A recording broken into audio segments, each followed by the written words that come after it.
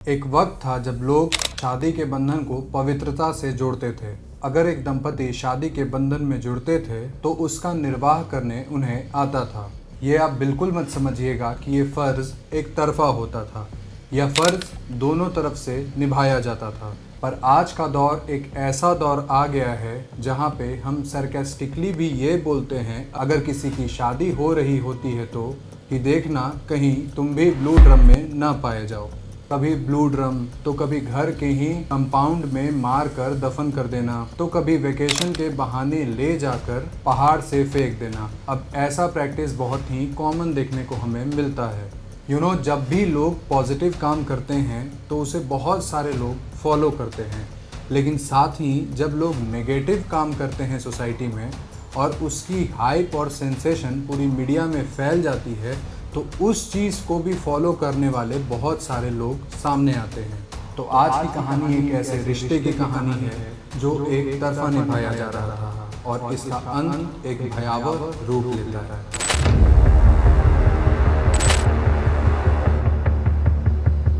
इस कहानी की शुरुआत होती है एमपी के एक छोटे से गांव में। महज 15 साल की उम्र में प्रियंका और देव कृष्णा की शादी करवा दी जाती है। ये एक बाल विवाह था। आज भी भारत के कई हिस्सों में बाल विवाह एक बहुत ही कॉमन प्रैक्टिस है। इस प्रथा के कई साइड इफ़ेक्ट्स भी हैं, जैसे कि marital rape, extra marital affairs, घरेलू हिंसा जैसी चीज़ें देखने को मिलती हैं। आप खुद ही इमेजिन करो कि जहाँ पे आपकी उम्र खेलने कूदने की, पढ़ाई की होती है, वहाँ पे आपकी शादी करवा दी जाती है। उस वक्त कॉन्सेंट की बात करना भी बेवकूफ़ी साबित हो सकती है। भला एक बच्चा इतने बड़े मुद्दे पर क्या ही बोलेगा। बाल विवाह में अक्सर ऐसा देखा जाता है कि शादी तो माइनर एज में कर दी जाती है, पर लड़की को ससुराल तब भेजा जाता है जब वो 18 साल की हो जाती है। और ऐसा ही कुछ हुआ था प्रियंका पुरोहित के साथ भी। ये साल था 2021 का। प्रियंका की उम्र अब 20 साल हो गई थी और अब वो अपने ससुराल आती है। प्रियंका देव कृष्णा के घर तो आ गई थी, पर उसका मन अपने इस घर में बिल्कुल भी नहीं लगता था।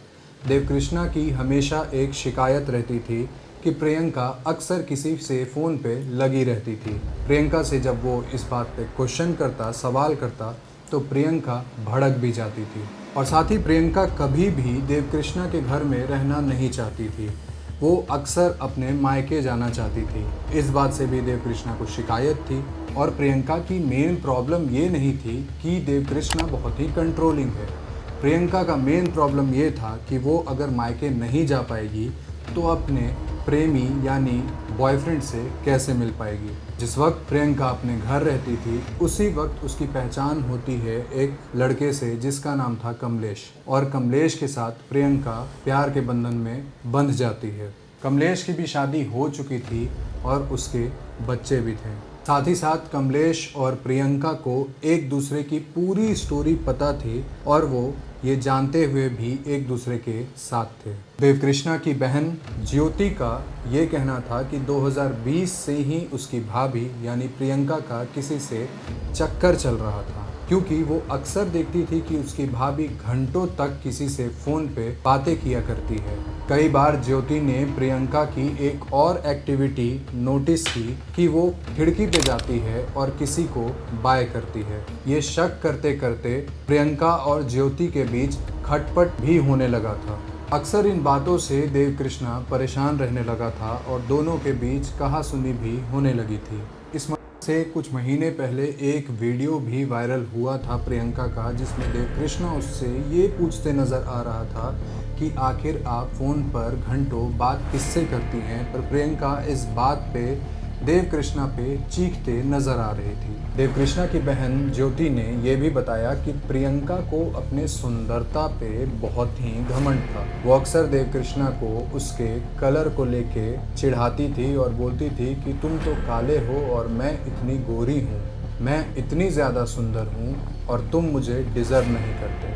वो कहती थी कि तुम मेरे को डिजर्व नहीं करते हो, तुम मेरे लायक नहीं हो, तुम काले हो, मेरे को कोई अच्छा सा लड़का डिजर्व करता है। चैन से उसको रहने नहीं देती थी। उसके पहले उसने हाथापाई भी कर ली थी। आपके दिमाग में एक बात ज़रूर आ रहा होगा कि अगर एक रिलेशन में इतनी टॉक्सिसिटी है, प्यार नहीं है, तो फिर ये दोनों ने डिवोर्स क्यों नहीं लिया। देवकृष्णा के भी दिमाग में ये बात कई बार आया कि हमें डिवोर्स ले लेना चाहिए, लेकिन सोसाइटी और फैमिली के प्रेशर के कारण देवकृष्णा ने इस बारे में बहुत सीरियसली कभी नहीं सोचा। वो फैमिली में शांति बनाए रखना चाहता था। हमारी सोसाइटी कभी भी एक डिवोर्स्ड कपल को अच्छे नज़र से नहीं देखता। दे ऑलवेज जज। यहाँ पे म्यूचुअल अंडरस्टैंडिंग नाम की कोई चीज़ होती ही नहीं है। 7 अप्रैल 2026 की रात को कमलेश और प्रियंका ने एक प्लान किया।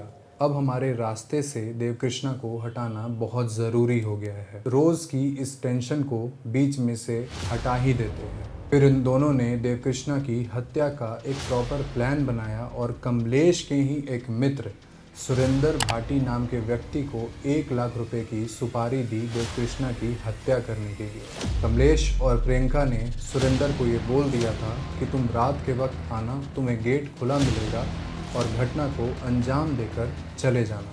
दरअसल प्रियंका और कमलेश को इस घटना को चोरी की घटना दिखानी थी ताकि किसी को शक ना हो कि उन्होंने कुछ किया हो। पूरी प्लान के मुताबिक सुरेंद्र उसी तरीके से घर में एंटर करता है, उसे घर का गेट ओपन मिलता है, वो अंदर घुसता है और देवकृष्णा पे एक धारदार हथियार से हमला कर देता है। हत्या करने के बाद सुरेंद्र बहुत ही आराम से घर से चला जाता है और कमलेश और प्रियंका घर के पूरे सामान को इधर उधर बिखेरने लगती है ताकि ये घटना चोरी की घटना लगे। आपको जानकर एक बात और हैरानी होगी कि जब उस घर में एक रूम में एक डेड बॉडी पड़ा था, उसी वक्त दूसरे रूम में प्रियंका और कमलेश शारीरिक संबंध बना रहे थे। जरा सोचो कि एक इंसान कितनी ज़्यादा नीचता पे उतर सकता है। ये सब होने के बाद कमलेश वहाँ से चला जाता है और प्रियंका अपनी एक्टिंग को अब चालू कर देती है। वो चीखने चिल्लाने लगती है, पड़ोसियों को बुलाने लगती है। आस पड़ोस के लोग जब प्रियंका के घर में आते हैं और प्रियंका को उस हालात में देखते हैं तो सबसे पहले तो उन्हें यही लगता है कि यहाँ पे चोरी हुई है और चोरी की घटना को अंजाम देने के क्रम में चोरों ने देवकृष्णा की हत्या कर दी है। एक वीडियो में प्रियंका रो रो कर ये भी बोलते नजर आती है कि चोरों ने उसे बांध दिया था, उसके कपड़े फाड़ दिए थे और उसे चुप रहने को कहा था, नहीं तो उसे भी मारने की धमकी दी थी।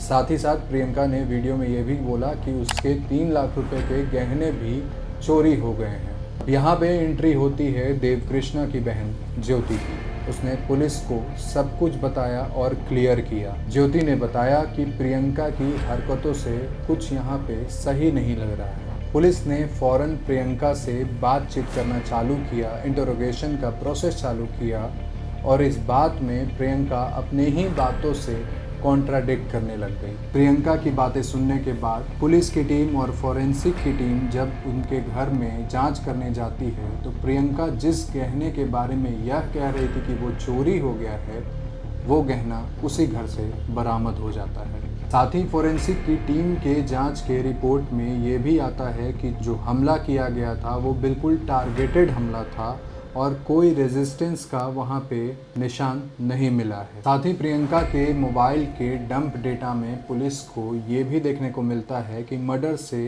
कुछ घंटों पहले वो किसी कमलेश नाम के व्यक्ति को फ़ोन करती है। अब जब पुलिस ने प्रियंका से घंटों तक पूछताछ जारी रखा तब जाकर प्रियंका ने सच को कबूल लिया। प्रियंका ने बोला कि ये मर्डर उसने अपने आशिक कमलेश के साथ मिलकर किया है। प्रियंका ने पुलिस को बोला कि वो इस शादी से कभी भी खुश नहीं थी, उसे हमेशा से ही कमलेश से प्यार था और वो अपनी ज़िंदगी कमलेश के साथ ही बिताना चाहती थी। प्रियंका और कमलेश अब सलाखों के पीछे हैं, पर देवकृष्णा का क्या, देवकृष्णा के फैमिली का क्या। अक्सर किसी शादी में जब पार्टनर एक दूसरे से खुश नहीं रहते हैं और सिर्फ दिखावे के लिए समाज के सामने एक दूसरे के साथ रहते हैं, उसका अंजाम कभी कभी ऐसा ही दिखता है। अगर प्रियंका ये सभी के सामने कॉन्फेस कर देती कि वो कमलेश से प्यार करती है और देवकृष्णा के साथ नहीं रहना चाहती है तो सोसाइटी शायद इसे गलत समझता